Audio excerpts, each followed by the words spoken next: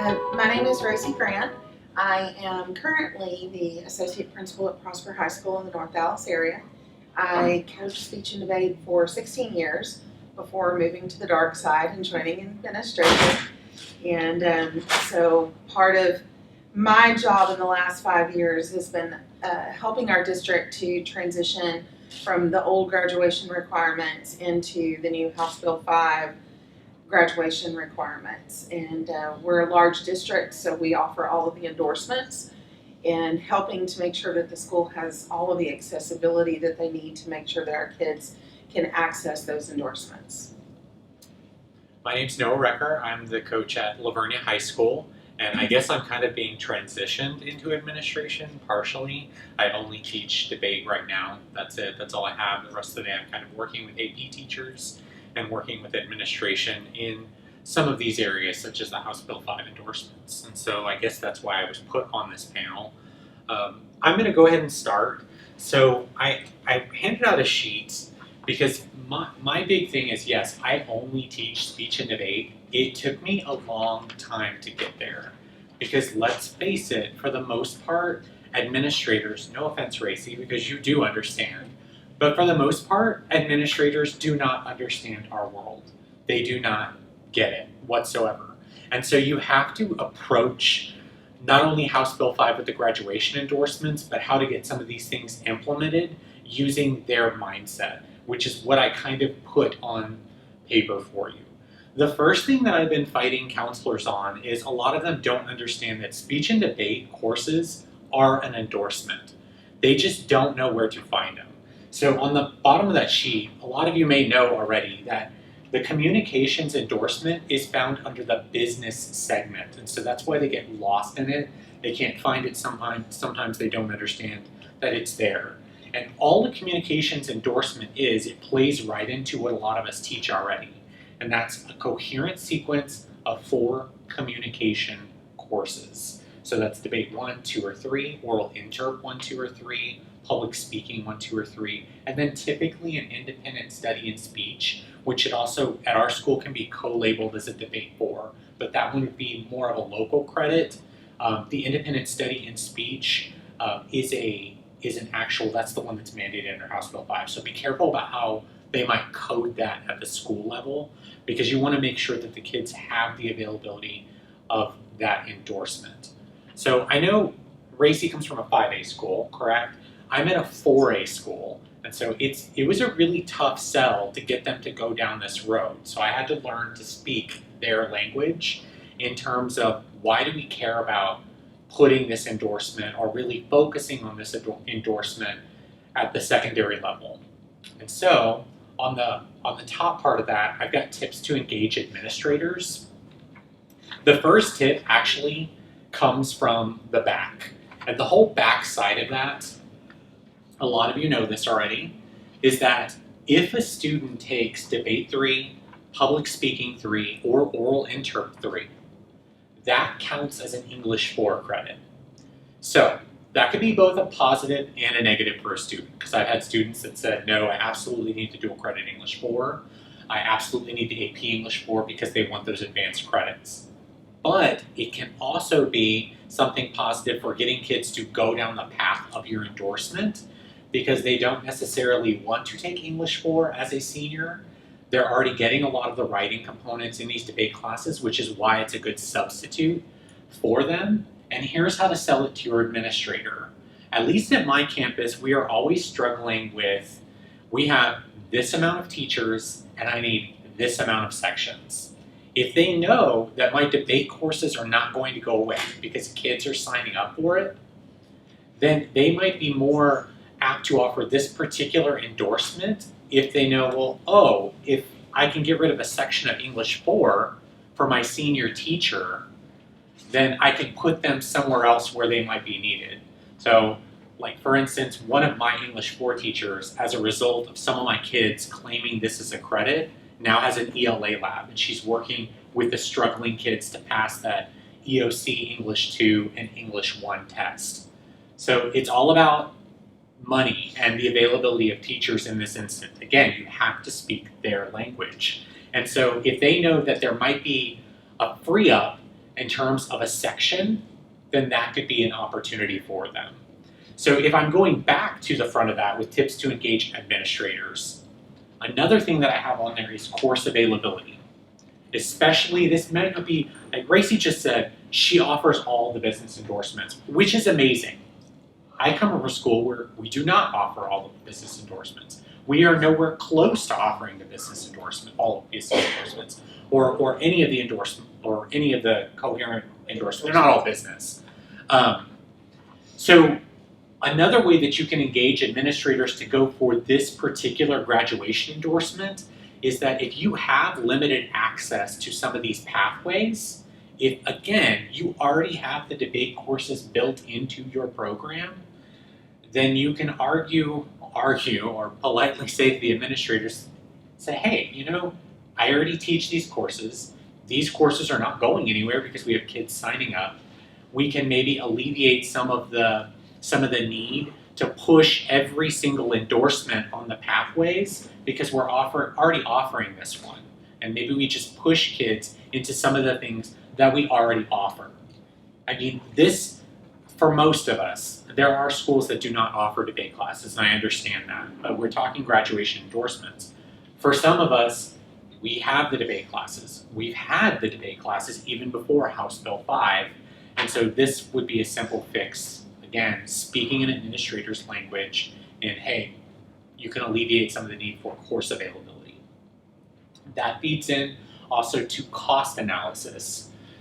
One of the things that I went to my counselors and my administration because I heard them, you know, I sit in these meetings, they're like, it is really expensive to implement some of these endorsements.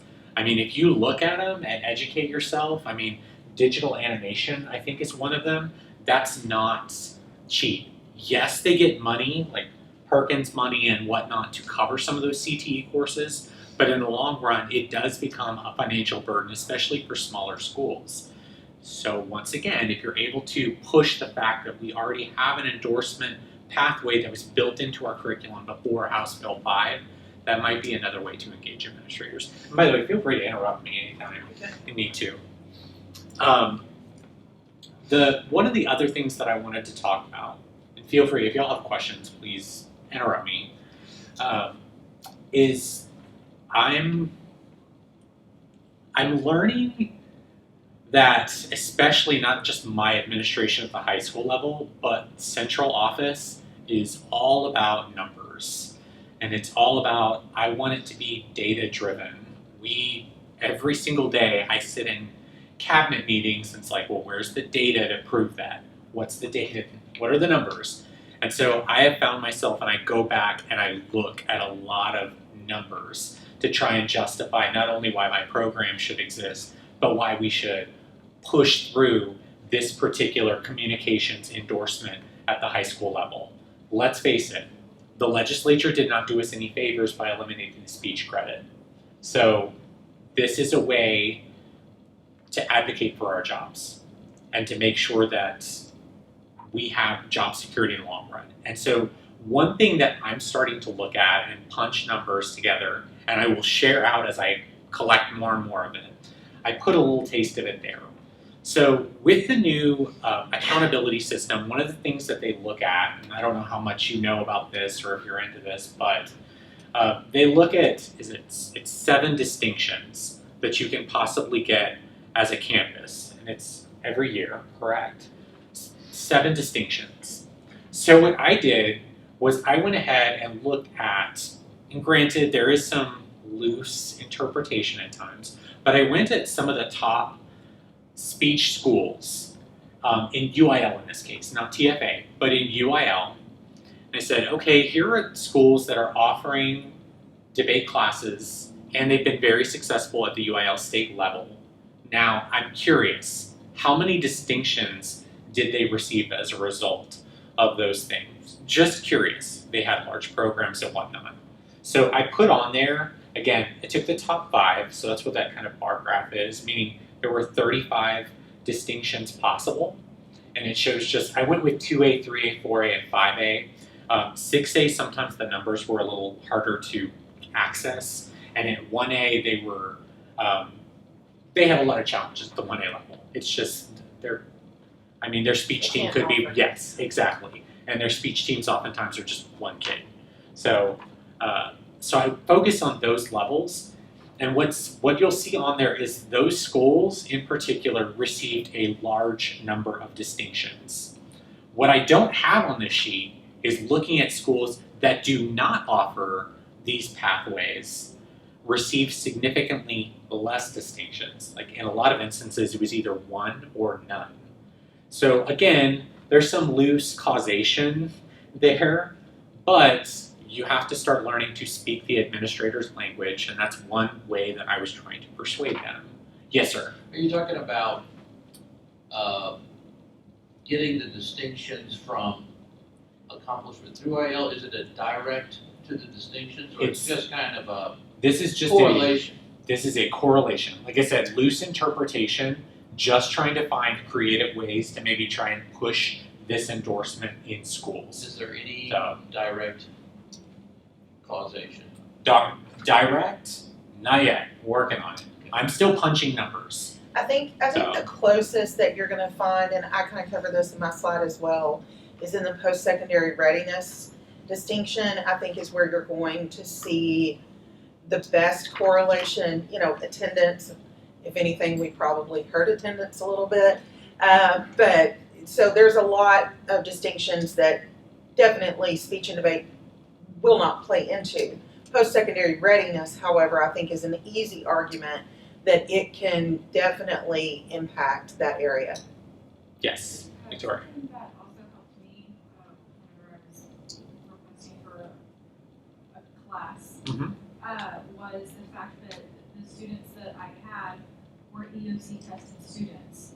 And so if you compare the kids who are in a debate class to students who are not in the debate class, they score better, they score higher, because they're making those accept speeches and writing cases. And whenever my administrator figured out that the UAL categories were informative and persuasive, they were like, oh, okay, so like you're just continuing it on with this EOC, like this is so great. And I'm like, I did on purpose. Yep, yes I did.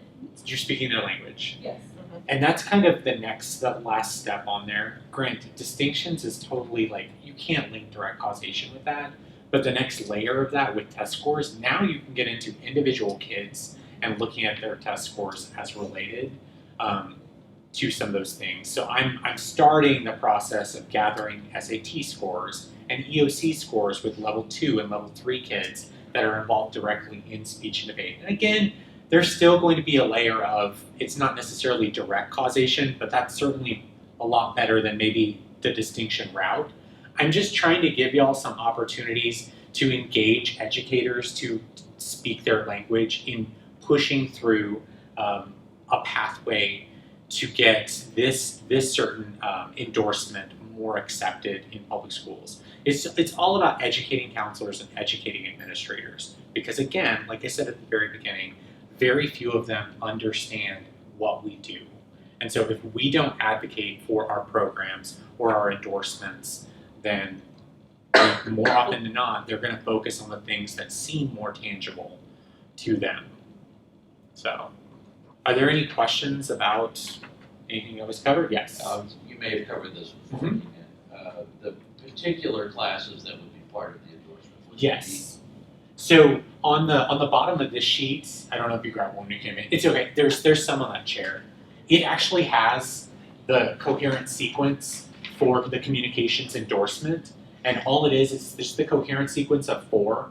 So either 3 debate 1, 2, and 3, and then an independent study, or oral inter, or public speaking. So they're just taking the 4, and then the core courses are typically pretty much the same across all of these endorsements. And so it's got it kind of listed out. The one thing that I covered early on was a lot of counselors miss this one because we seem to bury this in the business section. So when you're looking at the different categories, this communications endorsement is under the business model. So it's kind of where they hide it. I think I have a question. Yes. Okay, so I just want to be clear. It only applies to a communication endorsement, right? All of the courses that we offer. Technically, the endorsement is business and industry, Yes. is the name of the endorsement. Okay, And this is, do they consider it just a pathway? Yes, it's a pathway. okay. Because I have, I had a huge, I didn't have freshmen in my classes until this year because we keep our ninth graders separate, but I have this huge influx of kids that are in ninth grade that came in and said, well, I'm in this class because this is a law endorsement. And I was like, I mean, okay, I can see that, I just didn't know we offered that and that I was a part of it. I was like, I guess it makes sense. And then I have other kids who are trying to get into oral interpretation, but their counselors won't let them leave theater arts too because they want them to have a performance Yes. endorsement. And so I'm in that battle because I am in a 6A school. I've got total a little over 5,000 kids between my ninth grade center and my main campus. So, I mean, my lead counselor didn't know until the end of last year that you had to go to debate tournaments to be in the debate class. With the particular law that you're talking about, as far as I know, that does not. Pretty certain that's Makes one of sense. the other endorsements. Right. I'm trying to think about which one it is, but I can't think of it. But I also don't think that it's listing I think these I've got it courses. They might be considering it law enforcement because I know that's a particular pathway That's a pathway. with law enforcement. But as far as I know, if we're talking about the courses that we typically teach, these are only listed in this communications pathway under the business endorsement. Okay. And then same for oral inter. Those are not necessarily included in the theater segment, Right. although that's a whole nother debate because they probably should be. Absolutely. And that might be a battle that we want to fight later on. But as of now, this typically This is where we can find it. This is where you can find it. Now, I was really good at the old system, and now I've just been completely thrown for a loop with our new system. This is on the TEA website. Where So, can I find it? In my slideshow, I'm going to give you a link. Okay. And so if y'all want to, the Google Classroom code I put up, if you can also Google that title right there. I made this accessible to view, so if you have on your phone, just do a Google for exactly the way that's written, and you should be able to pull up the Google slide. And I've got embedded some links that will give you some of those resources. Okay. And if for some reason you can't find it, don't hesitate to just shoot me an email and I'll send it to you. And I am the same way. This was pulled, we actually put all of the, and I'm sure this was pulled from a TA website somewhere, but we put these in the bottom of our course catalog, and so it's listed out specifically, just like this, all of the pathways. So if you need somebody to send it, what have you. I'm going to go ahead and turn it over. I think, that's kind of my perspective in trying to engage administrators. Y'all are very lucky because you have an administrator here, and so she's going to kind of offer the perspective of an administrator. So I'm going to go ahead and turn it over to Racy. First of all, I would plug that if you are considering what your future is going to be, consider administration. We do not have enough educators in administration that have a speech, debate, theater background, and therefore our administrators don't understand and they don't speak our language, and therefore they make decisions blindly, not realizing the implications that it has for us. So the first thing I talked about, it is under the business and industry endorsement, and there are, I think, 5 endorsements. The larger the school, the more the ability is to offer an endorsement. Why? Because it does require multiple pathways. You've got to have a coherent sequence of courses. You've got to be able to offer all of the courses in a particular pathway. That, of course, the larger the school, the easier it is to do that. The smaller the school, they're struggling just to keep the doors open and making sure that their core classes are covered and the classes that are absolutely required for a foundation education. So just kind of know that a little bit. So the alternate options, and this is very important, the alternate options for English 4. Students can get credit for English 4 by using either Debate 3, Public Speaking 3, or Oral Interp 3. Now that being said, that is in the business and industry endorsement, okay? And here is what I was telling you. This is a link that explains what all of the different endorsements are, how they fall, some of the things that are kind of good to know. Some require physics, some don't. Some require algebra 2, some don't. That's important just to know. The more you know, the better.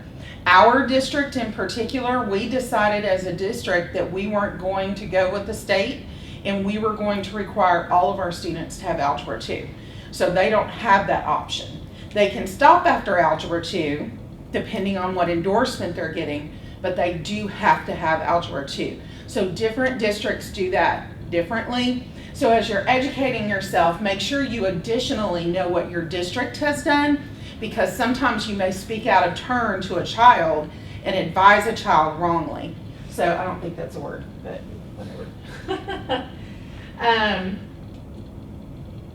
All right, let me go back here. Okay, so additionally, understand your school report card. So accountability has changed. The number one thing you need to know is what administrators are being assessed on, right? Just like you guys now have T-tests, we have T-PES. And part of that is looking at our accountability system. What are we doing to meet our accountability system? The new accountability system is going to put a big flag on our campus, on our outside of our building with a grade on it. Now that's impactful, because who wants to go to a C, a D, or an F campus? Who wants their kids to go to those campuses? So this grading system has the potential to really impact a campus. And so that's one thing you need to know. You need to understand that school report card. And I gave you a link to ours just so that you can see what it looks like. But if you are really going to go in and advocate for your program, you can't just go in and know about your program. You have to understand all of the ins and outs. You have to know how the school is being assessed. You have to know what that looks like. What are the different indexes? There are 4 indexes. The first index is student achievement. That is pretty much STAR. How are you doing on STAR? Like that's kind of it. The second one is student progress. Now that one's a booger. Because you can, for instance, we instituted a double-blocked Algebra 1 2 years ago. The kids that went in there have never passed a STAR math class in their life, ever. At the end of that year, they all passed STAR, regular STAR. They, however, did not meet progress, according to the state standards. So it's one of those weird things where they have to see a certain percentage jump in their score from one test to the next for you to get progress. So that one's a hard one to get. The third one is closing the performance gaps. That is looking at all of your populations, your special education population, your socioeconomic population, as well as your racial subpopulations. All of those impact that. Now, how that plays in for you depends on your demographics. For us, our campus is 5.8% low socioeconomic. So what that means is, while we have a very low percentage, one kid has a huge impact on our numbers. So that's something else you have to understand. And then finally is post-secondary readiness. Now, post-secondary readiness, you would think that the larger the school, the easier that you would be able to manage this, because what you look at, you're looking at all sorts of categories. The problem is at the very last sentence on what the state gave us, it says, and other indicators decided by the commissioner. So what that means is from year to year, we don't know what he's going to decide is going to be the conditions at which we're going to determine what that index is. And those indexes help to determine our score. And I just kind of gave you that there. Understanding the report card further, there's the accountability rating, the school and student information, school financial information, dropout rates, the DLA graduates, in other words, your distinguished graduates, and then your SAT and ACT results. Now this bottom right here is where you hit your administration, okay? Speech and debate kids don't drop out of school. Number one. That's just very, very rare. Secondly, they tend to be more likely to be DLA graduates. They are more likely going to hit those high levels of performance. And finally, and there's data on this, speech and debate kids tend to have higher SAT and ACT scores. So the more kids you can push into those programs in speech and debate, the higher those scores naturally are going to occur. So you've got to have those conversations. Students using alternate classes, these are just kind of points to ponder, and this is very important. One of my seniors, I found out last week, he dropped his AP English 4. He's in debate 4, he's a CXer, and he's using his debate as his English. Well, I know he wants to go to UT Austin. Well, 2 years ago, UT Austin would not take debate as the English 4 credit. So the first conversation you need to have with your kiddos before they're contemplating doing this is where are they going to go to school. And then you need to call, or they need to call, that admissions office and make sure that they will take them without official English 4. Because there are some universities that when we initially went to House Bill 5 and we said, hey, we're not going to require kids to take English 4, some of the universities went, no, it's going to be a requirement. Very similarly, now in Texas, you can use computer science 1 and 2 as your foreign languages. For years, universities were saying, we're not going to accept those. Now they're starting to loosen those reins a little bit. So the more you educate yourself, the better quality conversations that you can have with your administrators, the more you're going to help. Gracie, do you know of any other universities that are like UT in that they might require English 4? So, okay, let me piggyback on that. I was very upset with Brian. And so I went and I said, you did this without coming to talk to me? And he was like, yeah, because I knew you'd talk me out of it. And I said, you're dang right. I said, UT used to not take it. And he said, I know, the counselor called for me, and they do take it now. And I said, okay. So I know initially the list was very long of the universities that would not take it, because we did a poll and I think there were like 30 major, like pretty big universities in Texas that weren't taking it. But if UT's taking it now, I highly suspect most of them are changing their tune. The NCAA Clearing House will not accept anything other than English 4. Here you go. So if you have a student who is getting any sort of NCAA scholarship of any nature, they have to have English 4. They, in fact, can't have any of these other things. Yeah. They can't even have business English. They accept only English 4. Yes, that was a good point. Moral is just do your homework with Yes. those kids and And come to universities. that's, before you go in and you start talking, you have to know all of that background.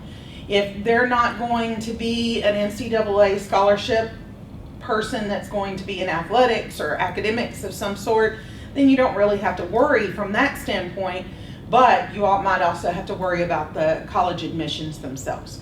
So make sure you're having those conversations. You have to sell the benefits of why that's valid. And I've given you a link. It's an old article. It's probably from about 10, 12 years ago, called You Don't Have to Win Nationals. And it has incredible research in there about how debate students consistently have the higher test scores, how 1 year in policy debate is equivalent to writing a master's level thesis. You take that to your administration and you say, this is the reason why they should be able to supplement, then you're going to have a little bit of a better stand with them than if you just go in and say, hey, there's a lot going on. Because let's be honest, most administrators aren't going to spend the time to walk in your class and listen to your kids. If they do, that's amazing, because it won't take them once or twice and they'll understand why your kids deserve English 4 credit. The other question that has been brought up is English 4 is largely British Lit. So how does British Lit compare to debate? Well, it doesn't really. I mean, really it doesn't. But the essential components in English 4 are not about the British literature. It's about being able to write and interpret and analyze the literature. It just happens to be focused on British literature. Well, most of our kids are going to take British literature in college. So it's not like they're going to go through life never having a British literature class. They're going to be okay. If they never read Beowulf, I don't think their life is going to be, worse for wear. But that might be an argument that you hear. And so just be ready to come back out and say, okay, you are absolutely right. We don't study British lit. Yeah, we don't. However, the focus teaks within English 4 have to do with what they're doing with the literature, not the literature itself. Have them perform Beowulf in oral interpretation. Yes, exactly. So the other change that happened, Noah referenced it, is that speech is not required. The way the wording looks is that you have to have demonstrated proficiency. And every district determines what that's going to be. Now there are requirements that they list, but they determine where we are putting that waiver. At our school, we put it in social studies. But that's another way that you can go in and say to your administration and say, hey, I think it's great that we've made a commitment that we're going to demonstrate proficiency in speech communication education through whatever field. I'd like to be able to work with them to make sure that they have a proper structure so that when these kids go to college, they're being able to function in that college setting for their college speech class. Very few administrators are going to go, no, we don't want you to cross-curricular help. Right? That's what we tell people all the time is work cross-curricularly. That's the same thing with our focus in our district is writing across the curriculum, balanced literacy. And so what we're working on right now is making sure that all of our departments are writing the same way so that they're supporting English, and instead the kids aren't going, well, in this class I write this way, and in this class I write this way, and in this class I write this way, and then they get to the STAR or the ACT or the SAT or whatever, and they don't know how to write because they've written so many different ways. So that's a way that another conversation that you can have that focuses on the graduation requirements. And then make sure, this is one I think should be common sense, but make sure that your administration knows that ProfCom is CTE funding. And there are districts that don't know that. And so if you offer professional communications, then they can push kids in there and get additional funding. There are so many districts that are putting speech, what's the old one? ComApps. They're putting ComApps at the 8th grade and then going, oh, well, they have their speech credit. Okay, well, you just gave them their speech credit with no additional funding. Whereas if you change that and you let us do it, then you're going to get an additional 35 cents a kid per day or whatever it is. I have questions on that. Sure. So on my campus, we have, I think, 8 sections of ComApp. We don't have ProfCom. That's sad. Really? Yeah, and my district still requires the credit. My district does. Yes. But we don't have ProfCom. We have ComApp. So you get to be the savior. Yes. I'm telling you, your administration is going to hail you. You walk in and you say, hey, how would it sound if I could make you 35 cents per kid per day by changing a PIMS code? Yes. Does that sound good? So we just stop offering ComApp and start offering ProfCom. The teaks are so similar. I think there's Okay. 1 or 2 Because it's heavy differences. technology. Right. It's heavier technology. Are you doing it, is it a semester course or a full year course? Semester. Okay, so here's what I would do. Tell them to change it at semester. Okay, So they would then go from no funding in the fall right. to CTE funding in the spring. You then have just made your district thousands upon thousands of dollars. So when you need Chromebooks, which I for need your now. for your kids. Then Especially you go. for your district. I mean, Yeah, and my principal was actually really open. I just met with her last week and she was like, I'm gonna really try to get you guys 10 laptops because I know you need technology. And I was like, I am, yes. So I'm with here's the you. trick though. If you get PIMS coded under CTE, Mhm. you're now in the CTE department. Where's all the funding? Well, CTE. that is my next question, okay? My district has us just, and I'm sure you guys have the same experience all over the place. Like, we're trying to get new textbooks because our textbooks haven't been updated in probably 20 years. That's not an exaggeration. And so at the district level, we're considered fine arts or performing arts because we separate fine arts and performing arts. So they call us performing arts, but then when they look to see where the money for our books comes from, they say it comes from ELA because all of our TEKs are ELA. Okay, well, who's going to pay for the books? And so my question is really linked to that. What does the state say as far as funding when you look at these classes? The state does it. The state looks at funding one way. Okay, if you're in these classes, you get a certain funding. It doesn't matter what department it's in, it's just a certain amount of funding. If you're in CTE classes, you get additional funding. So if your PIMS code falls under the CTE umbrella, then you get additional funding. Now, in a lot of districts, that means that they put you in the CTE department. Now, you tend to be the lone wolf, but CTE is full of lone wolves because that's kind of the inherent nature of CTE. You can't have 30 different teachers that teach law enforcement unless you're a large school. Right.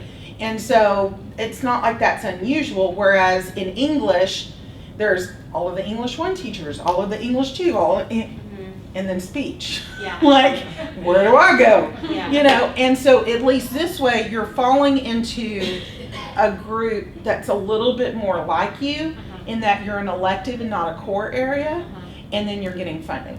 Okay, and then just one more.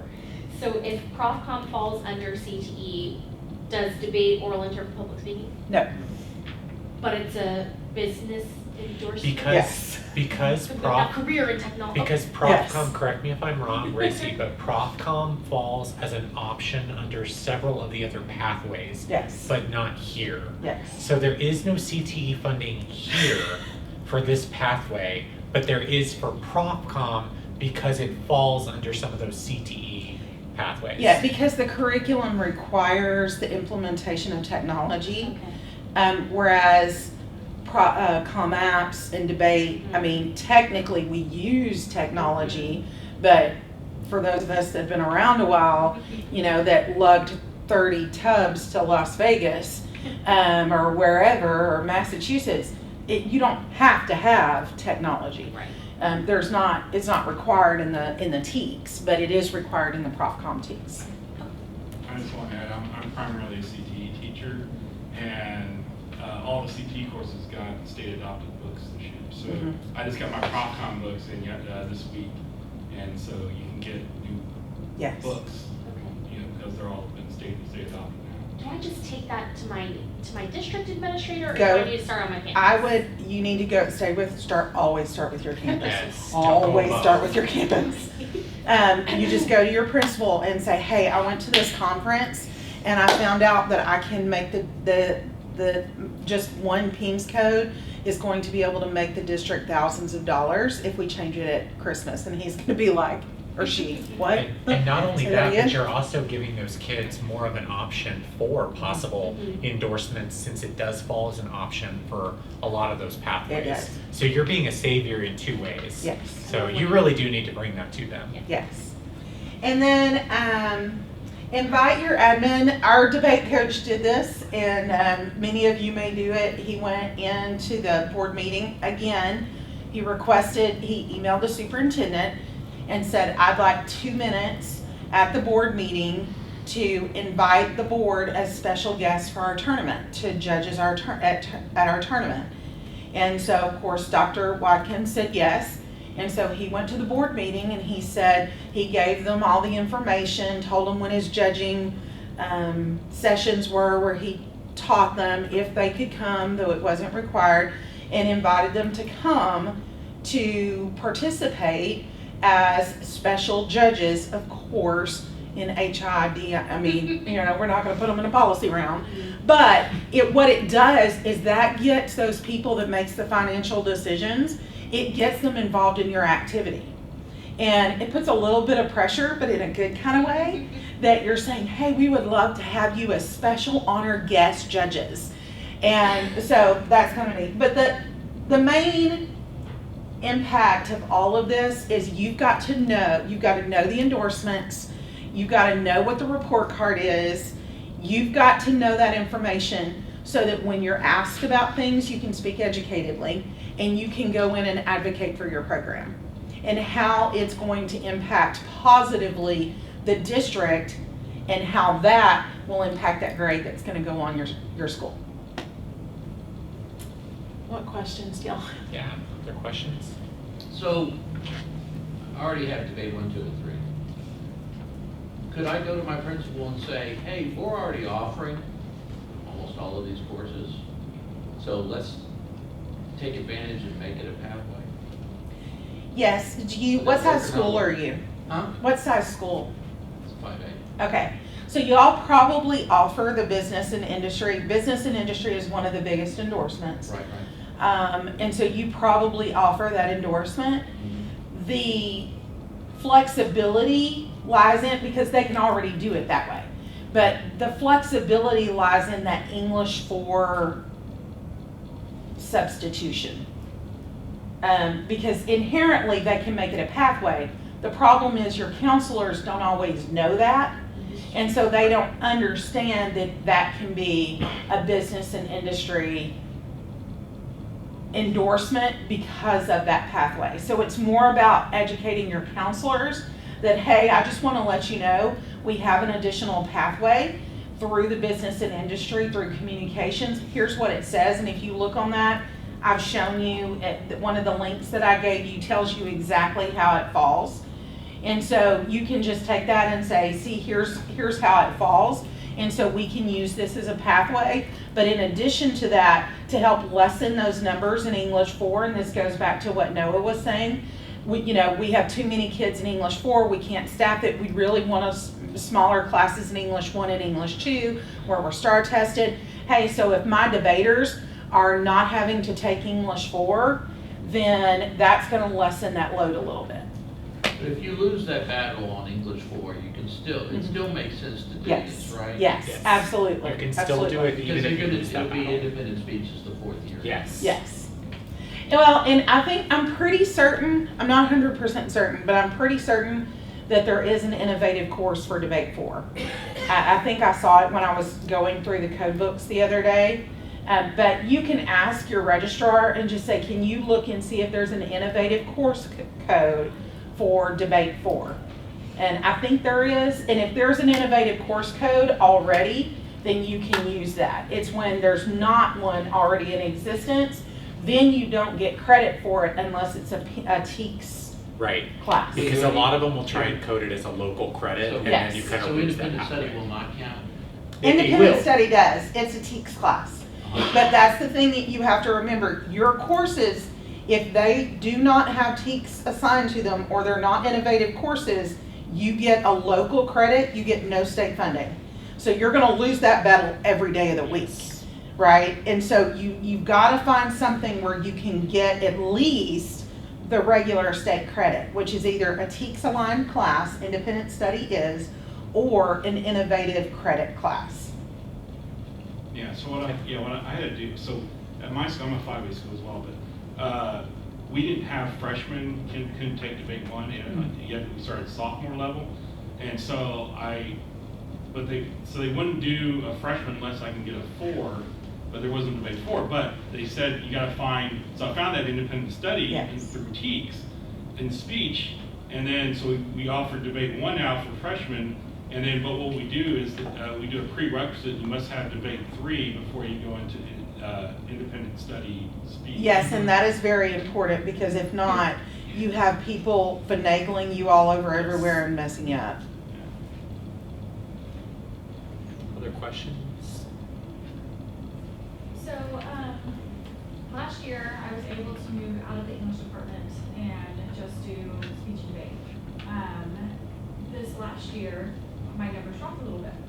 And of course, my administration was like, well, you need to boost those up if you want to keep the schedule you've got. And I'm like, I don't know, like, this is a conversation this year. That's what we're doing here. I would like your opinion about our middle school is like across the street from us, like literally across the street from us. And they already require for the theater teacher to teach a theater 1 class over at the middle school. So in order for me to not teach English and maybe recruit a little bit more at the middle school level, would it be a good idea for me to approach my administration? Should I drop the numbers again? I would be willing to teach a grade 1 course at the middle school. I am always a proponent of starting your recruiting at the middle school. Yeah. So I already go in the English class and we do like a whole demonstration. Yes. Presentation and so I get most of my numbers through that. But here's the thing with all of those though, when you're dealing with middle school, very rarely are you gonna sell debate because it is work, right? You don't sell it as much with the kids as you do with the parents. And you talk about the scholarship opportunities. You talk about the fact that debate students typically have higher STAR scores, higher ACT and SAT scores. You pull that research and you push that research. That research is going to convince those parents are going to push those kids. And so especially in, I mean, this kind of stereotypical, but especially your GT kids, because in the state of Texas, we don't typically do a very good job of meeting the needs of our GT kids. And, you know, we're worried about the special education kids, but the GT kids are just kind of like, well, you get to high school, you got AP classes, good for you, you know. And so if you can really say, hey, look, we can bridge the gap and we can really provide that creative outlet for those GT kids that they're gonna leave now those grade school classes, and they're just suddenly gonna go into AP classes. Debate can bridge that gap for you and give them that creative outlet. So that's another conversation that you can have with your administration, is how debate, not satisfies, but what's the word I'm looking for? Fulfills the needs of the GT kids. And then you might even be able to finagle some GT funding out of it every once in a while. Well, also, we go to the CTE department goes in and promotes our classes to the 8th graders every spring before they register. But another thing you might want to add is talk about what kind of jobs that they want to get into, like if you want to be a lawyer, or if you want to be going to politics or something. Those would be, you know, debate. You want to probably be focusing on that or stuff like that. So find a career that they're interested in doing, and then that hooks them into the course as well. Another option, especially for this pathway, is so many of our districts have course fairs that we send a bulk of our students to, and even the new 8th graders that are going to be coming up. I think it's important because at our course fair, they all funnel into the auditorium first, and they're given a big presentation about endorsements and pathways. So if you're strategic, again, that's just our district, but if you're strategic about knowing that they are going to have this information presented to them, and then you have, hey, here's an option for you, and it's an option with you doing something that you might enjoy as an extracurricular activity even, and they're tying it to something that they might enjoy, it doesn't become a burden to them. It becomes I can kind of, you know, kill 2 birds with 1 stone in that instance. So if you're able to sell that pathway endorsement early on, that becomes effective for recruiting kids into your classes as well.